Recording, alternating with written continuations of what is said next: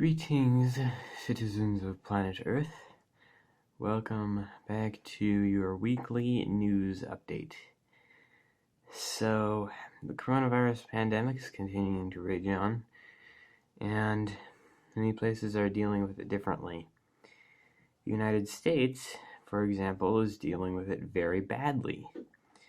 We're lifting our restrictions too early. A lot of states, because they're lifting their restrictions far too early, are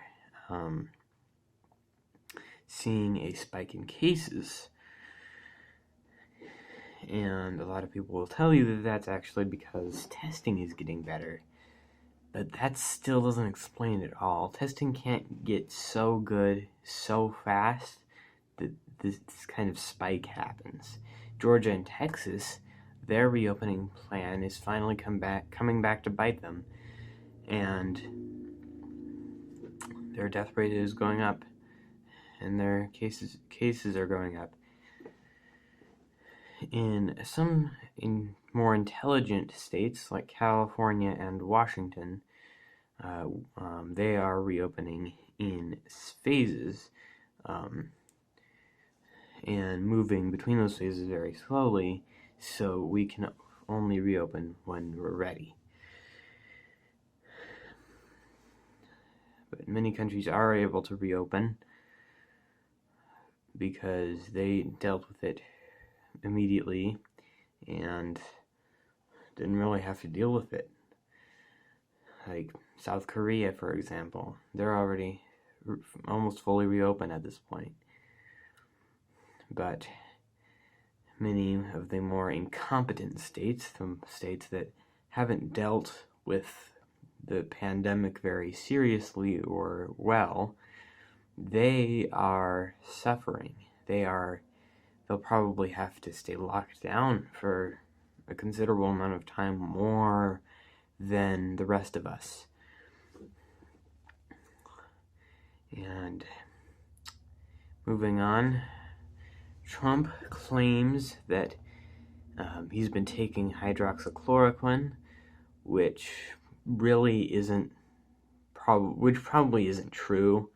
He's probably just saying that so he's not accused of being a hypocrite.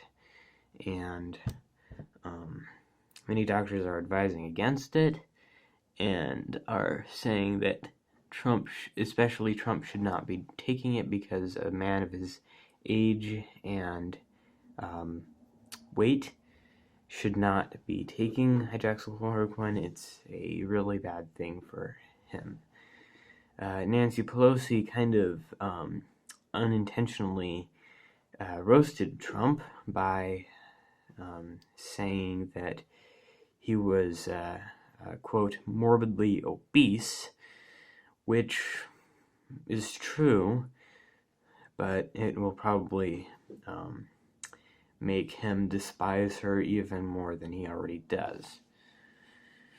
The 2020 election is looking more and more in the favor of the presumptive Democratic nominee, Joe Biden, as the Republican Party begins to collapse under the weight of its own stupidity.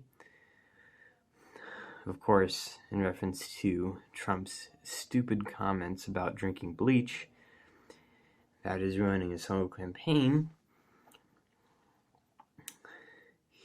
So maybe in November, we'll finally start to see some good change happen. And something that isn't really talked about is now people are getting forced, homeless people and poor people are getting forced into crowded shelters because many of the places they usually go are getting closed down. So they're cramped or put into these cramped shelters, which are becoming hotspots for the coronavirus. In South Africa, they already have these districts that are sealed off that are just for homeless people, and they're packed in. Same thing's happening in the United States, parts of the United States, and all over the world.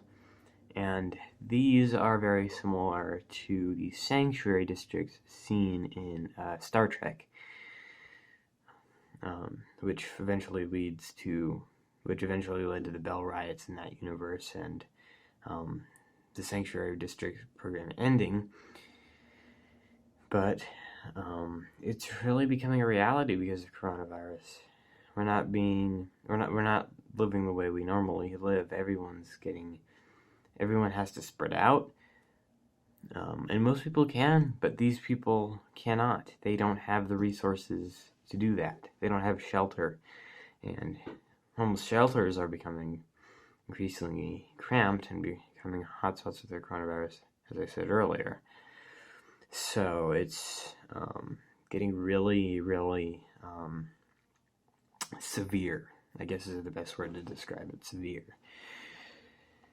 And we need something to prevent the spread of coronavirus even in those communities, because the fewer people, the more we can stop the coronavirus, the less it will infect more people. And I know that sounds very, very obvious and unhelpful.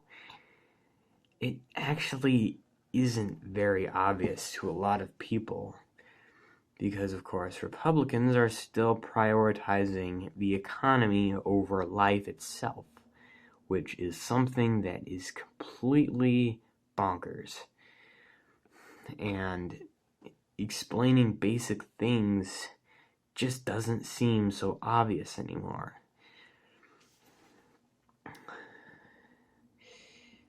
And projected death rates and infection rates are going up, especially in children now, because their immune systems may overreact to the coronavirus, and that will kill them instead of the actual coronavirus. And some sources are estimating that 1.1 million children will die. And that's something that we should probably avoid. So, my call to action for you, the viewer, is to remain indoors, continue social distancing as much as you can. Do not interact in social groups, even if the law says you can. Simply because it's the right thing to do. It's just the right thing to do. It's the right thing. It's to be safe, to make sure that other people are safe. And that's pretty much it. Although, to those of you viewing this that are in support of the more anti-Trump left-wing movement, such as myself, you should, I am planning a rally where it's not organized or grouped together, but it's one where in unison everyone simply walks out of their houses onto their driveways holding political signs that are, of course, anti-Trump and pro-science. And I want to get as many people on board with that as I can, so that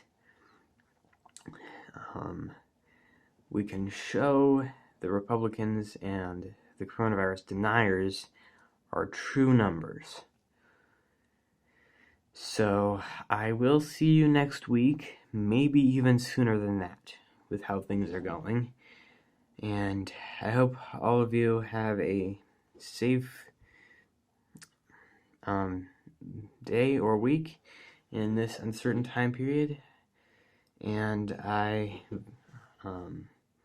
hope that you will participate in this demonstration. See you all later. Bye-bye.